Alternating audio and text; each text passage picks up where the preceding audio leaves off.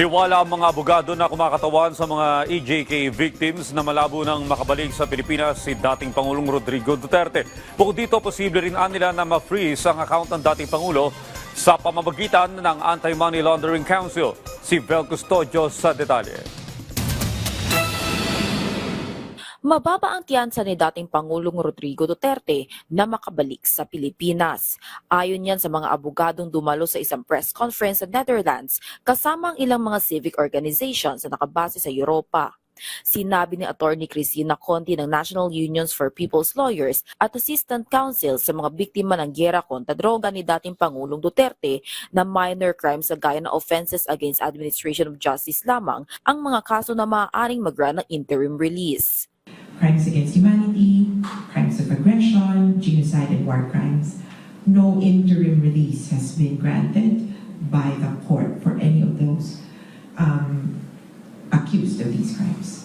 So, from my point of view, there is zero probability that Sara Duterte or the Duterte camp could bring home Duterte by May 2025. Naniniwala rin ng Center for International Law Philippines na hindi pa hihintulutan ng ICC ang interim release kung sakaling magsumite para rito ang kampo ng dating Pangulo. Because the conditions for actually granting it are not there. There are still serious security concerns for the victims, for the potential witnesses. In fact, we have seen that online and in person.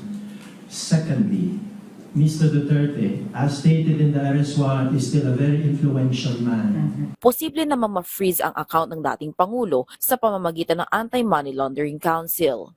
Isa pa sa dapat abangan ay kung gagamitin ng kampo ng dating Pangulo ang grounds to exclude criminal responsibility. He has to tell the court right now, by April 11, if he intends to invoke insanity, incapacity, self-preservation, duress, alibi, and the like. Dapat maisumite na ito ni Duterte bago ang confirmation of charges sa September 23. Vel Custodio para sa Pambansang TV sa Bagong Pilipinas.